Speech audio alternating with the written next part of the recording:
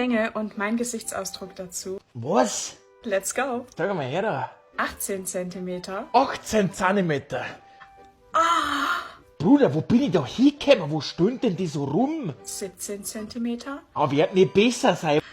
Ah, Was tut denn die da? 16 cm. Ach, 16 Zentimeter. Leck mir musst du. Autsch. 15 cm. 15 Zentimeter.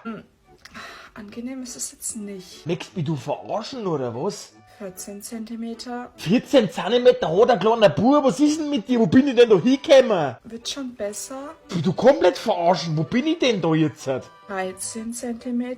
Kein Junge hat auf der Welt 13 Zentimeter. Was ist denn mit dir? Wo bin ich denn da jetzt? Wir kommen der Sache näher. Stellt sich denn das vor? Möchtest du 5 Zentimeter in der Kachelei pressen oder was? 12 cm. Jetzt haben wir bei 12 Zentimeter. Ist eh klar. Ne? Aha. Aha.